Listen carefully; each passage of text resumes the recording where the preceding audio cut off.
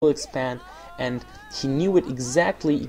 He's going exactly for this bottom right position, and he will definitely get destroyed. There's no way that Savior can save this.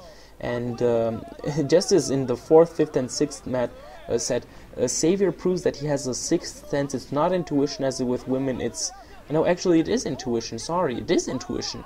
It is intuition, but only like not in women's intuition. Like, I don't know if your husband cheated on you or something like that, but where his opponent is going to place his expansions. That's what Flash is able to always kind of feel. So Ultralisk Cavern going down fairly early, but I don't know, Ultralink, will that work? I doubt it. I doubt it simply because those science vessels will be out pretty soon, and I don't see any Scourges flying around, and Irradiate was used so well by Flash up until now in all the matchups, and I believe it will still be the same now as well. He seems to not be going for any tanks whatsoever. He actually lifted the factory to protect the starport, so he seems to not really be interested in making any tanks whatsoever. Maybe because he sees that there will be no lurkers. I think he maybe comsetted that and saw the Ultralisk Cavern, but saw that there's no Hydra Den. Or at least no lurkers being morphed. I'm not sure what's happening in the main. So in the meantime, great job irradiating this group of Mutalisks, and managed to separate those Mutalisks a little bit. But now going in for this top left expansion and takes it down, forces Savior to cancel it. So really, as said, this 6th sense that Flash possesses, and it seems that Savior is preparing for an all-in attack. He's massing all his troops, and he's probably going to go for the expansion, but I'm not really sure how much chances he has against what Flash has over there. I'd like to see what the expansion... Oh yeah, I guess that Savior... I think that Flash has more than enough to defend against what Savior could provide, especially because he can self-irradiate the good old science vessels and move them around through all those Zerglings, and that was also a beast, making four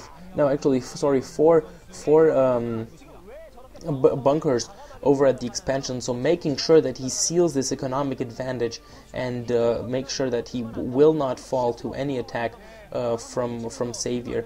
He's actually moving now towards the 6 o'clock position. Savior has now expanded again at the bottom right and at the 6 o'clock position as well, but Flash is heading exactly for that position, and he will again take it down.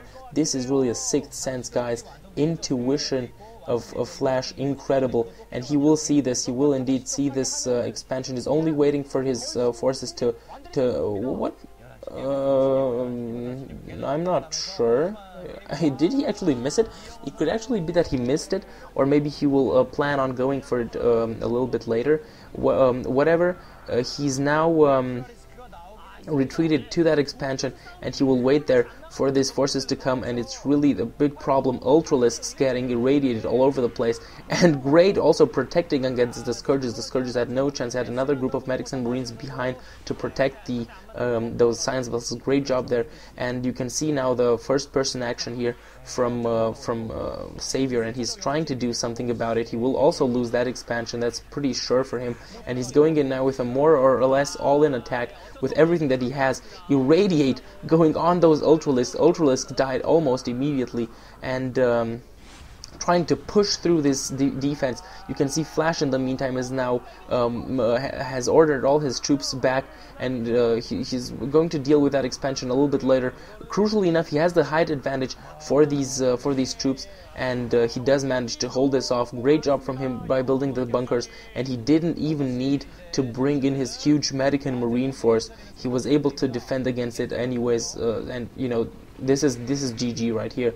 This is clear that Savior will not be able to get into this. He's lost, I think, like 1, 2, 3, 4, 5 attempts to make an expansion were failed. This is pure genius from Flash. I'm really falling in love with him as a player right now. He's like my new hero. It's simply incredible what this 16-year-old, actually I think it's 15-year-old, 16-year-old in Korean years, 15-year-old is able to pull off. I mean, when I was 15, I would be like, huh, what, who cares about the expansion, you know, and he's simply incredible.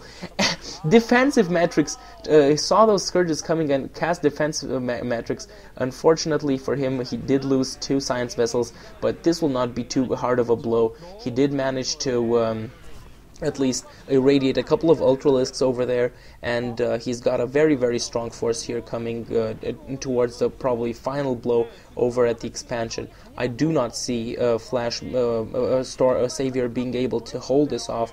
He's trying first to annihilate all these forces, and he has to take care losing again, losing 2 more Science Vessels. A little bit sloppy with the Science Vessels right now towards the end, but probably Flash knows that it's anyway not important. He tried to hold off these Zerglings from coming into reinforce and did it for long enough, and you can see this huge Medican Marine force. Also now the Science Vessels coming into reinforce against Ultralisks and whatever would attack them, but really also making no lurkers in this game. A questionable decision, I believe, from Savior. It definitely proved to be a wrong decision, simply because these very, very early and very, very well protected Science Vessels managed to kill all the Ultralisks, and so the Ultralisks didn't really bring anything to Savior. That Ultralisk is probably going to get irradiated very soon, and you can see when those reinforcements come, it's really going to be GG. Anyways, the expansion is lost, and Savior is still clinging onto this one because he knows that if he loses this one, it's all over. And indeed, finally, GG's out of this one, and it's all over.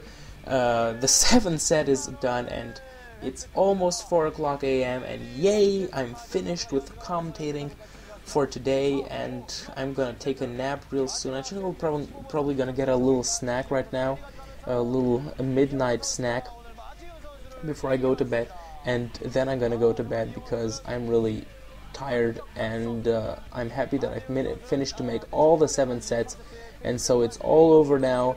2,900,000 of Korean whatevers, how they're called, meaning $2,900 for Flash, $1,100 for Savior, and again, what I wanted to add, 10% of this will go to charity, so it's also for a good cause. But definitely Flash making some good money here in this match.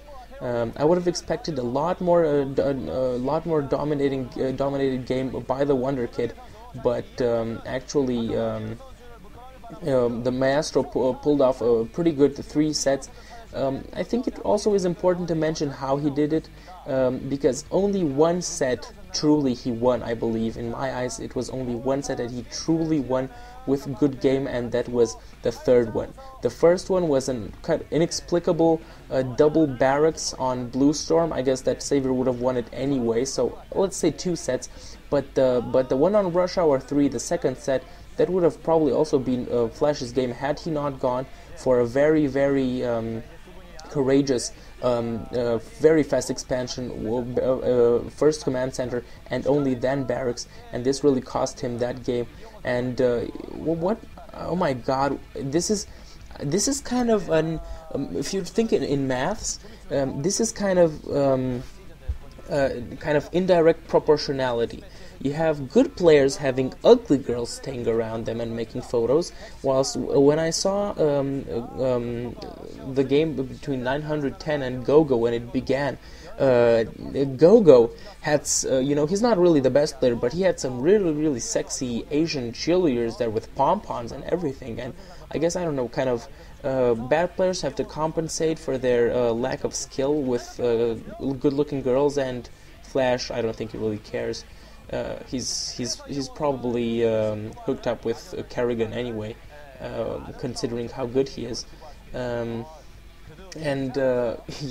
definitely the Wonder Kid proves again that he is a beast. He really switched into beast mode after that 3rd set. I think the Maestro kind of has his wings cut. He felt so good now with all these victories, and now falling to a 4-3 loss. So had this been a best of 7 matchup, this would have been a great game with this comeback from Flash. So guys, I hope you've enjoyed this. I'm going to make some new commentaries in the days to come. Go check out the sc2gg.com, go check out the other commentators, and all in all, I hope you've enjoyed this. This was Blade of Fire signing off and going to a snack and then to bed, guys. Bye bye.